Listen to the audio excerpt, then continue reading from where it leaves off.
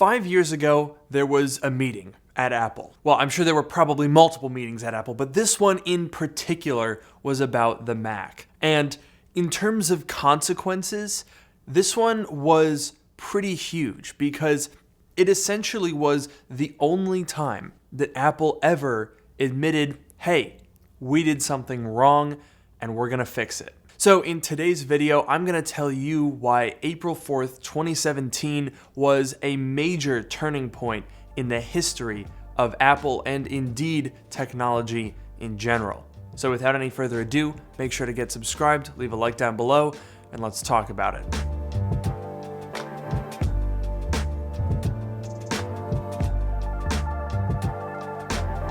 Today's video is sponsored by Masterworks. Hi, it's me, Fancy Luke.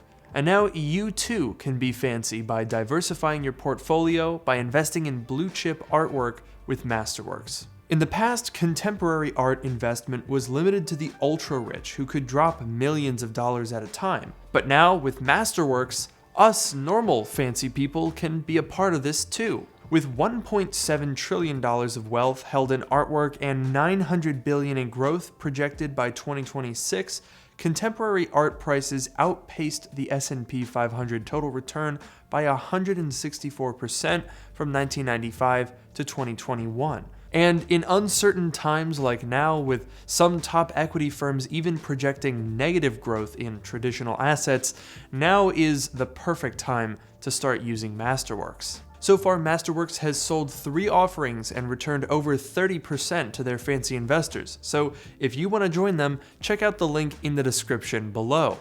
And now, let's get back to the video. So before I tell you why this particular meeting was so impactful, we have to get an idea of what Apple looked like in April of 2017, or really in 2017 broadly, because when you look at the Mac lineup from back then, it really wasn't all that inspiring. If we work our way up Apple's pricing tree, we had the Mac Mini, which hadn't been updated in 3 years at that point and could only be bought with dual-core processors. Above that, we had the MacBook Air, which again hadn't been updated in 5 years at that point, and which also ran dual-core processors and didn't even have a Retina display yet. Then above that, we had the MacBook Pro, the newest product that had just months before been updated with the new design that everybody hated because it had the touch bar, the butterfly keyboard. The 13-inch still only had dual-core processors for $2,000 or $3,000, which is kind of ridiculous. And people really weren't all that infatuated with Apple's latest MacBook Pro. They also had the 12-inch MacBook, which by 2017 got its final update before it was killed off in 2019, so clearly this was already not the shining star Apple thought it would be. Moving above that, we had the 4K and the 5K iMac, which in 2017 were honestly okay, pretty decent, but they weren't anything to write home about, and the design was already 5 years old. And then at the top of the heap, we had the already 4-year-old trash can Mac Pro, which clearly was not the future because it had been 4 years, it was untouched, and it was just kind of stale. All of Apple's product lineup was stale and outdated. The newest product there, the MacBook Pro, which had just been updated a few months ago as of April 4th, 2017, was not really liked by anyone. People thought it was the wrong direction. And so, on April 4th, Apple had the unprecedented meeting to officially, on the record, say that a product that they released was bad. And you don't need to be that into Apple to realize how monumental that is. A couple of years ago, when Apple tried to sort of erase the butterfly keyboard from existence, they barely even talked about it at the event. They said, and we've got a new keyboard that's super great, and they just completely moved on. They didn't say sorry, they didn't say oops, but in 2017, they did.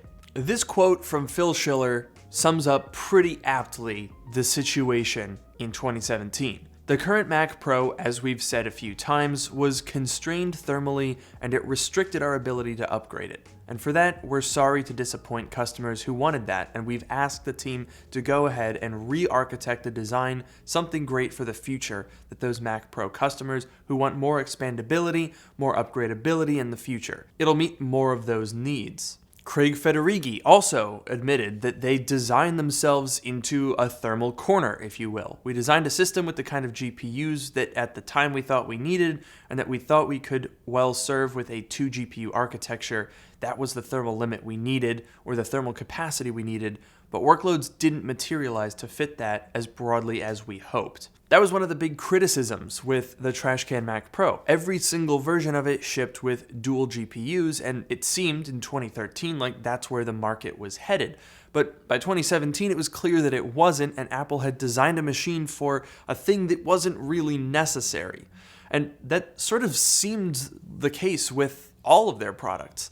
They designed the MacBook Pro for people who would want a little screen instead of function keys, and no one really knew who that was targeted to. And because of that sentiment and negativity towards the Mac, tiny YouTubers with 1,000 subscribers were able to get surprising amounts of views talking about used Apple products and the benefits of just buying a Mac that was already a couple years old because they were just as good as the new ones, if not better. I mean, look no further than what I coined the Demon Book Pro, my hideously unreliable and cursed 13-inch 2017 MacBook Pro. This is exactly what I'm talking about. This particular MacBook, when it was new, with the Touch Bar and 4 Thunderbolt ports, cost over $2,000. And you got a dual-core i5. But with that meeting, Apple admitted, they told us, they said, hey, we apologize and we are going to fix it. And they did just that. At June of 2017, alongside a number of other spec refreshes that were very boring and didn't do a whole lot, Apple did reveal the iMac Pro, which for quite a while, certainly from 2017 until 2019, gave a stopgap for people who needed something better than the Trashcan Mac Pro. That was just the first step in many that Apple undertook to finally turn the Mac around and get it pointed in the right direction. Now, granted, they didn't get started right away because it took them 3 more years to introduce Apple Silicon in the Mac, and just a year after that meeting where they said, sorry Pro users, we accidentally messed up and we screwed you guys, they then put a Core i9 in the 15-inch MacBook Pro chassis that could not cool it, and it thermal throttled it into oblivion, and everyone kind of made fun of them again. But also in 2018 was the iPad Pro with the A12X chip, which featured 4 performance cores and 4 efficiency cores. Sound familiar?